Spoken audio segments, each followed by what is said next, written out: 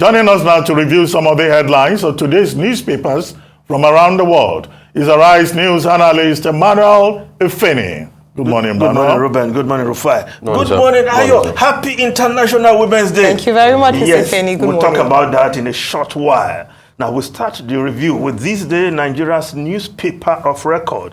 The lead story, Appeal Court rules today on INEC's request to vary order permitting PDP LP to inspect poll materials. Tinubu asks order to inspect election materials. PDP raises the alarm over alleged plan to erase, destroy evidence of rigging. Opposition parties insist reconfiguration of BVAS will tamper with evidence. Yes, the issue of BVAS to be reconfigured as requested by INEC. But the parties want to inspect and have access to the data to deal with their cases at the election tribunal. Good thing the APC has also joined the fray because they also want to defend their victory.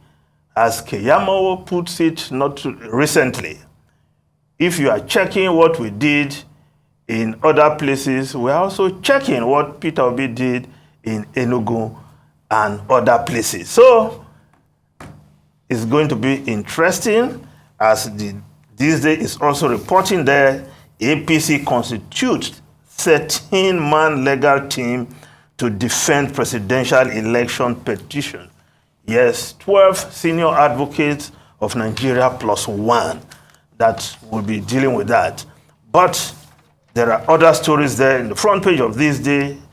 Chatham House, Nigeria's presidential election not conducted in line with INEC's guidelines, says electoral body learned no lesson. Fitch downgrades Nigeria's short-term social stability on Tinubu's weak mandate. Now, Chatham House again. Because the INEC chairman took his gospel, his message of BVAS to Chatham House, where he reassured the international community, as it were, that this election will be based on BVAS, transmission of result, accreditation of voters, the game changer, as the media decided to call the BVAS.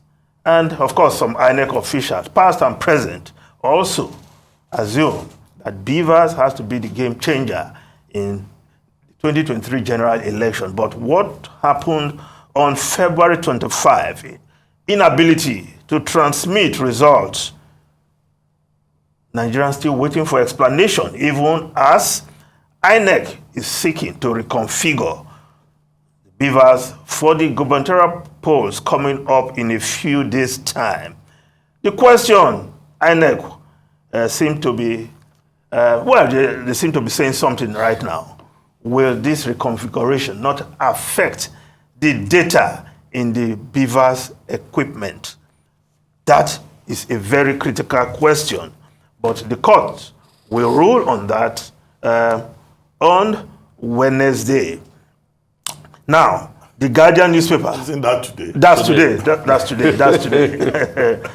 The Guardian is reporting Tinubu filed suit as appeal court rules on INEC's move to reconfigure BVAS. Obi opposes INEC's six physical inspection of election materials. 70 CSOs, civil society organizations, kick. PDP rejects INEC bid, bid to reconfigure BVAS machines. Court summons INEC, Wike, others over suit to suspend Saturday's Guba polls in Rivers. 10th National Assembly won't be Tinubu's rubber stamp, says Oshiomhole. Well,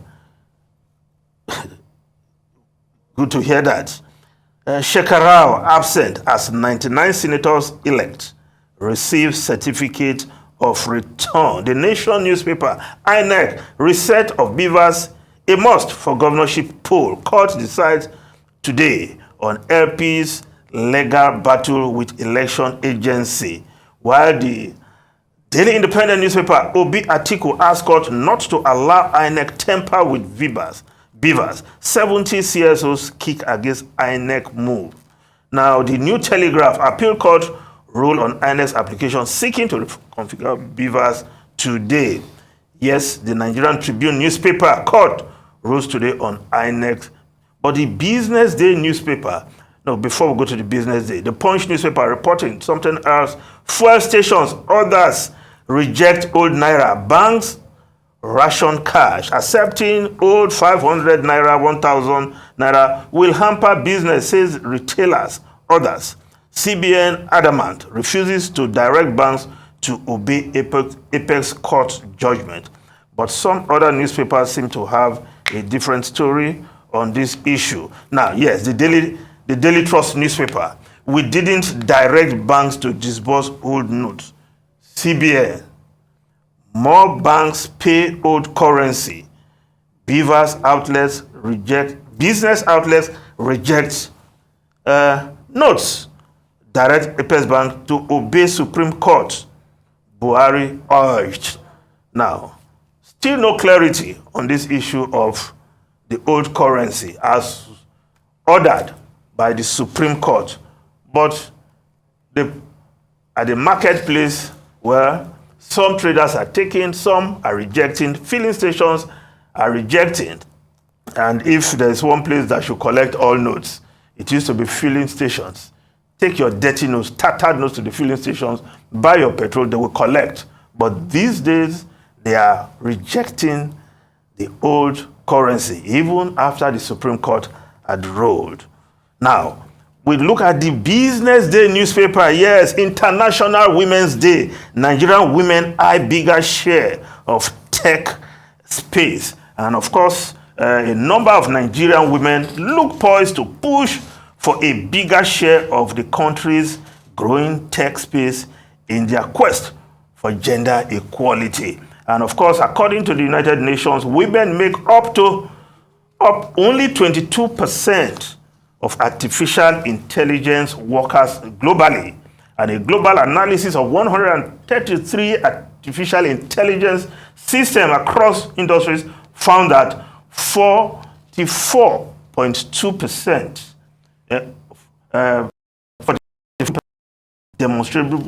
demonstrate gender bias. But Nigerian women have something to celebrate on this day. Look at the photograph there. Ireti Kingibe, yes, senator-elect for the Federal Capital Territory. She defeated men, yes. 3-time ranking senator Philip Aduda, yes, four times, yes, defeated by Ireti Kingibe. But she is a lesson on how women should pursue their goals. Persistence and, of course, consistency, yes, where it is stated she was a candidate for All Nigeria People's Party for FCT in 2003. She defected to PDP in 2006, but left the party to join APC in 2014. In 2015, she ran on the platform of the APC, but later withdrew. She joined the Labour Party in 2022. And today, she's senator-elect. Salute to courage. Salute to persistence. And yes, the spirit women must adopt as they pursue their goal. Ayo, take it from there. It's your day. Thank you very much. Yes.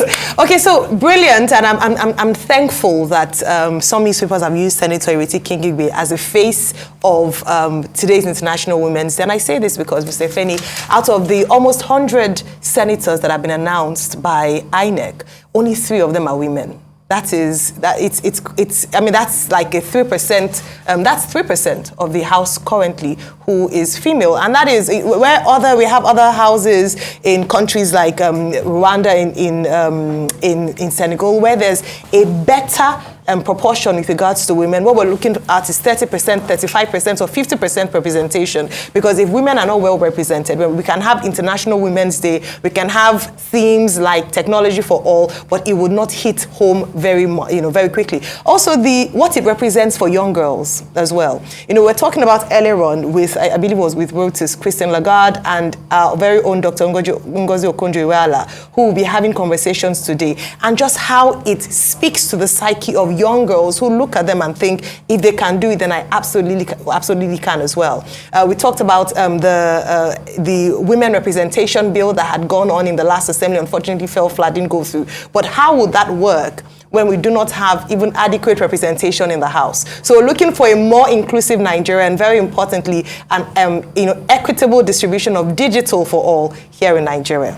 Adamawa State, you have a female gubernatorial candidate, Aisha Binani, out of the so many gubernatorial aspirants. So in terms of figure, Nigeria is not doing well with regard to women representation in politics or in decision-making positions. We're far behind many other countries: South Africa, Rwanda, Senegal, Zambia,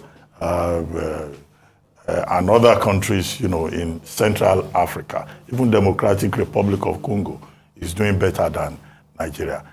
But the funny thing is that we have a national gender policy that was passed in 2018. Now, this year, in 2022, Nigerian women went to court to challenge the Nigerian government for not implementing it. 35% affirmative action, 35% representation for women. Do you know that the Nigerian government lost in court and went on appeal? So this is the same government that will turn around and say that we support women. Finally, two quick things. Number one, we understand that ECOWAS is planning to give President Buhari an award and put his name on the roll of honor for being the champion of democracy in the West African region, where against the background of recent elections, where I don't know whether the ECOWAS Commission means that as a joke or they are really serious about it.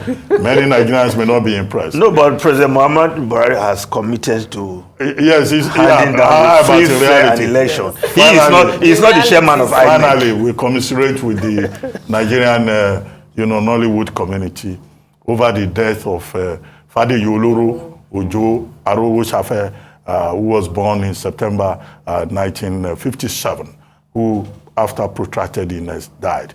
Many young people will remember him as Fade Yoloro of Arelu in the 80s, yes. a popular television, series. Fade Yoloro Odishuke, our commiserations to his family and also to other members of that, film community.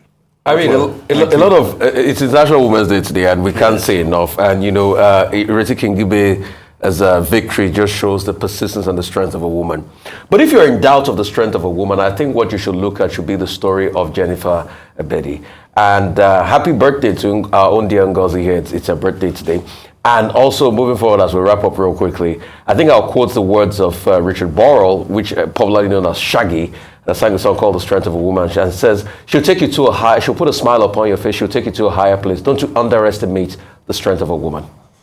Well, you do so at your own peril, because they are mothers, they are sisters, they are our wives. That's and it. I don't want to add the other one.